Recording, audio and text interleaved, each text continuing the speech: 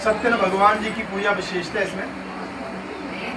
कथा प्रारंभ होते हैं, सुनो वीर हनुमान रामा, सुनो वीर राम लखन सीता सहित सदा करो कल्याण, सियावर राम जय जय राम, प्रभु राम करो कल्याण राधे। सियापति रामचंद्र महाराज की, कृष्ण बलदेव की, हर महादेव की, वीर बजरंग बली की, सत्य भगवान की।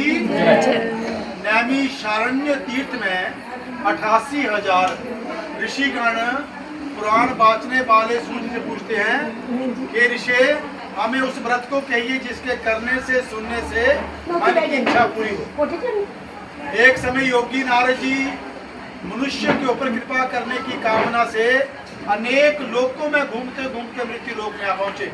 हमारा जो लोक है मृत्यु लोक है, यहाँ पर प्राणी जन्म लेता है और मृत्यु को प्राप्त होता है। क्या देखा, यहाँ के प्राणी जन्म तो ले रहे हैं परंतु पाप कर्मों से दुखी होकर के घोर नरक को जा रहे हैं। मन में सोचा उनके लिए वो छोटे से छोटा उपाय करें और वो सदगति को प्राप्त हो, ऐसा मन में विचार किया और वैकुंठ में विष्णु भगवान की शरण में चले गए। भगवान जी का भजन कर लगे, भज मन नारायण नारायण नारायण, श्रीमन नारायण नारायण नारायण, लक्ष्मी नारायण नारायण नारायण। भगवान की स्तुति करने लगे कि भगवान आपका ना कोई आदि है, ना कोई मध्य है, ना कोई अंत है। आप रजोदी गुणादि सबको पालने वाले हो, आपको मेरा बारंबार नमस्कार है। जब भगवान ने स्तुति सुनी तो नारद से कहा, नारद तुम मेरे पास किस लिए आए हो, तुम्हारे मन में क्या विचार हैं?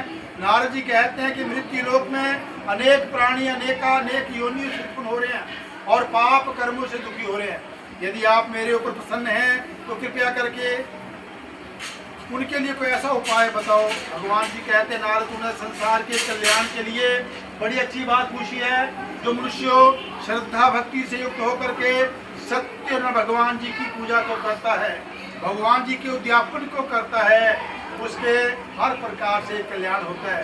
भगवान के लिए सूक्ष्म विधि कही गई है। क्या कहा गया है? अगर आप पूजा करवा रहे हैं तो सत्य भगवान के लिए सबसे पहले प्रसाद में कणकाटा और उसमें गुड़ शक्कर मिला करके भक्ति भाव से भगवान जी को भोग तैयार करें। ओम नमो भगवते वासुदेवाय, इस मंत्र का उच्चारण करते हुए और दूध दही घी शक्कर शहद इन पांचों चीजों से भगवान जी को स्नान कराएं। तुलसी का पत्र और केले का फल भगवान जी को चढ़ावें, ऐसा नियम कहा गया है।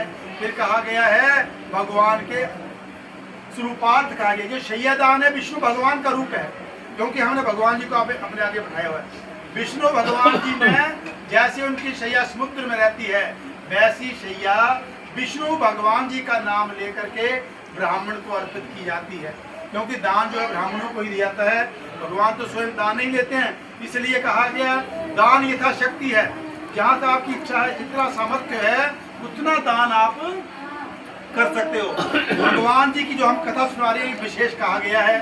जब कथा आरंभ होती है और अंत होता है इसका, तो उसके बाद क्या होता है?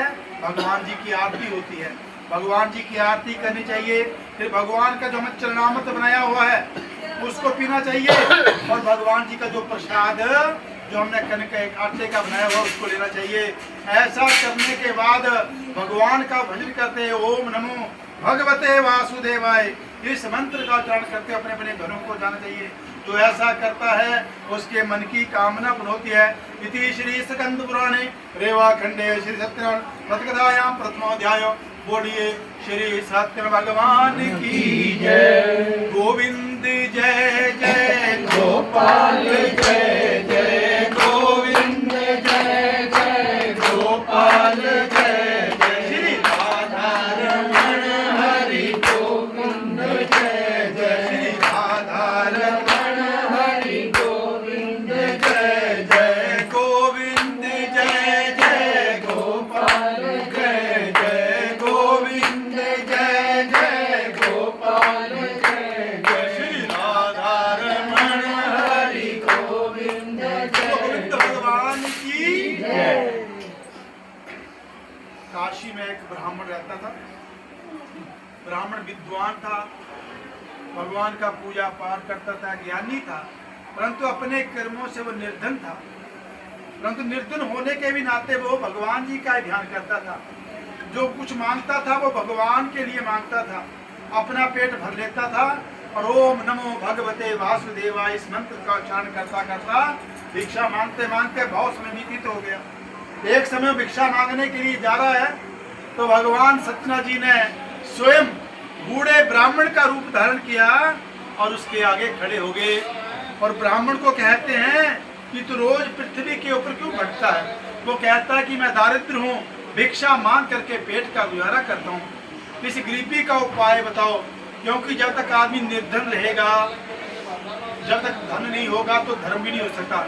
ये जितना भी धन है धर्म के लिए कहा गया है, क्योंकि पैसे होते हैं तभी हम कोई भी पूजा पाठ धर्म कर सकते हैं। वो कहता मुझे इतना धन दीजिए, इतना सा धन दीजिए ताकि मैं अपना पेट पालूं और धर्म करूं।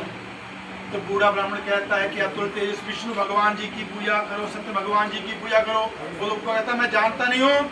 तो भगवान ने स्वयं अपने मुखारविंद से उस ब्राह्मण के प्रति इस कथा को कही कर, क्योंकि भगवान जब कहा और उसको कहा कि ऐसा कर, वो ब्राह्मण बड़ा प्रसन्न हुआ। और जो बूढ़ा ब्राह्मण भगवान था वो तो अंतर ध्यान हो गए। अब उस ब्राह्मण के मन में इतनी इच्छा हो गई कि मैं भगवान जी का पूजन करूंगा। कब करूंगा? जब मुझे अच्छा समय मिलेगा, जब मेरा सामर्थ्य होगा। तो उसने सोचा कि मैं आज ही संकल्प करता हूँ कि मैं भगवान का पूजन कल करूंगा।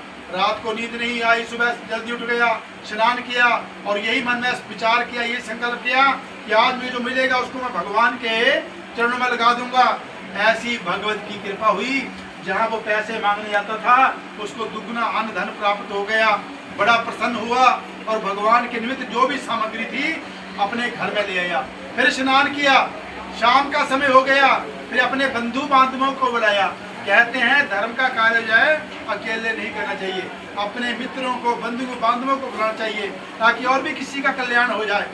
बंधु बांधवों के मध्य बैठ करके ब्राह्मण के द्वारा पूजा किया और उस पूजा करने के बाद जब उसकी संपन्नता हुई तो उसको एकदम फल मिल गया कि उसके घर का दारिद्र्य भी समाप्त हो गया, सुख संपत्ति सम्मति और स्वस्थ कल्याणार्थम उसको पुण्य की प्राप्ति हुई। ऋषि कहते हैं उस ब्राह्मण से सुनकर आगे व्रत किसने किया। इस विषय में भी हमारी विशेष श्रद्धा है। एक लकड़हारा था, उसी का मित्र था जो नियमित लकड़ियों को बेच करके अपने पेट का गुजारा करता था। उसने वो लकड़ियों को बेचने जा रहा है तो उसको भूख प्यास लगी। उसने मन में सोचा कि मेरा मित्र रहता ब्राह्मण, क्योंकि गरीब का मित्र हमेशा गरीब होता है। वो ब्राह्मण के घर के पास पहुंच गया। हैरान हो जाता है, जिस ब्राह्मण को खाने के लिए भोजन तक नहीं मिलता था वो ब्राह्मण आज बड़ा पूजा पाठ कर रहा है और स्वयं सबको भोजन खिला रहा है। जब वो ब्राह्मण अपनी पूजा से निवृत्त हुआ, बेला हुआ, प्रणाम करके पूछा कि मित्र आपने ऐसा कौन सा कर्म किया, ऐसी कौन सी पूजा की जिससे आपके घर में ये सुख संपत्ति सम्मति आई है। तो कहता मैंने कुछ नहीं किया, मैंने सत्यनारायण भगवान जी की पूजन किया। तू भी कर। लकड़हारे को विधि बता दी और लकड़हारा भी लकड़ियों के सर के ऊपर उठाने से पहले संकल्प करता है कि आज जो मुझे लकड़ियों का मूल्य मिलेगा उसको मैं भगवान के चरणों में लगा दूंगा। भगवत कृपा से लकड़हारा भी ऐसे गांव में चला गया जहाँ से दुगना अन्न धन प्राप्त हुआ। पक्के पक्के केले, चीनी, घी सभी चीजें इकट्ठी करके आया और घर में बंधु बांधव बुला करके सत्यनारायण भगवान जी को पूजा किया। ऐसा करने से इस लोक में सुख को भोग कर वो अंत में स्वर्गलोक को चला गया। इति श्री सकंद पुराणे रेवा खंडे श्री सत्यनारायण हृदयाम द्वितीयोध्याय। बोलिए श्री सत्यनारायण भगवान की जय। श्री कृष्ण गौ